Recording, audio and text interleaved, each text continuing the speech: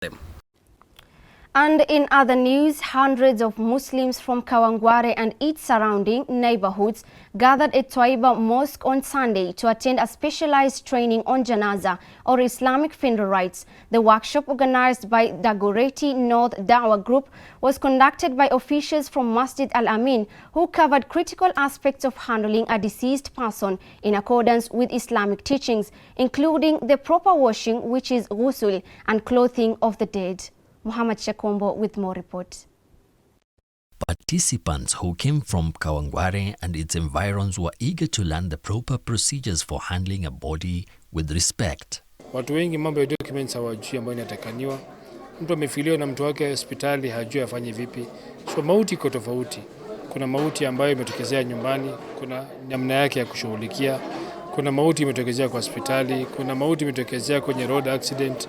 Kila hizi watu hawajui. Na sisi katika miaka mingi tumekuwa katika shughuli ya janaza, tumeona mambo mingi katika haya.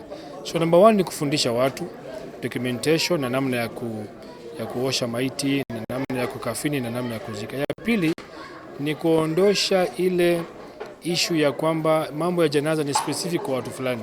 Speaking to the Muslim inside, Hussein Said, a resident of Kawangware and a participant in the training, said while he understood the importance of honoring the dead in Islam, he often felt unsure about the technicalities and religious guidelines surrounding these duties, sentiments echoed by Halima, a beneficiary of the training. Karibu watu wote Kawangware wamepata fursa kupata masomo, kupata mafunzo kuhusu fadhail, faida za kusoma taratibu ya janaza, taratibu ya kuhudumia mfu ama maiti, taratibu ya kuzuru kutembelea kaburini, taratibu ya kusafirisha maiti. Naweza kusema ni muhimu kila mtu kujua, kwa sababu haujui utakuwa wapi, na unatakiwa labda umstiri dadako, mamako, utakuwa mahali hakuna mtu mwingine atakusaidia. Alhamdulillah utakuwa na ile knowledge venye utamstiri. The training began with a detailed theoretical session on the importance and significance of the Janaza process in Islam, emphasizing the act is both a religious obligation and an act of compassion. Janaza ni mambo ambayo ni very simple kushughulikia mtu ambaye amefariki. Na kuna mambo mingi ambayo tumeongezea katika janaza ambayo si katika dini. Yanafanya mambo yakawa mazito. Yaani yanakuwa mambo ni kama ni specific, yanakuwa mazito ambayo si katika dini.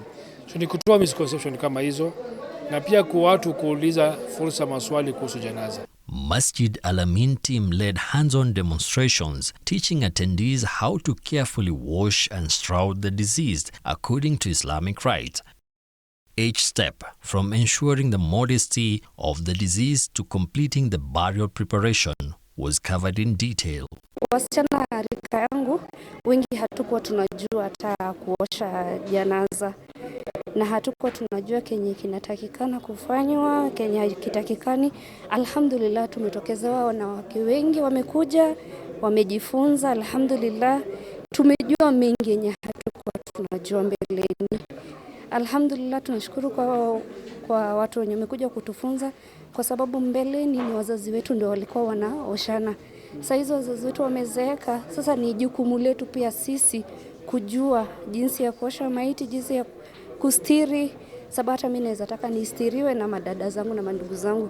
Speaking during the Janaza training, Masjid Al Ameen CEO Ali Khalid said the Janaza rites are an essential aspect of Islam, and equipping the community members with these skills ensures that every Muslim in Kawangware and beyond can fulfill their duty with respect and precision. Hapa leo tumekuwa Kawangware, last time tumekuwa Ukambani huko Ndula, tumealikwa Muranga kwenda kusomesha, tumekuwa Kibira, tumekuwa Jamia Mosque, tumekuwa misikiti kadhaa, tumeenda mpaka Eldoret tumesomesha, Busia tumesomesha pia masala ya janaza.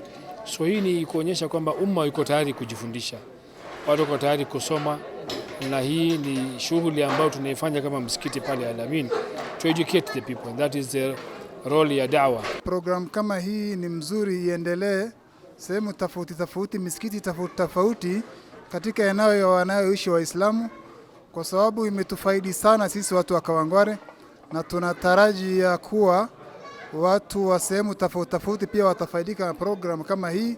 This sacred and tender Islamic ritual named Ghusl centers around washing of the deceased with water while covering their body and protecting their dignity at all times.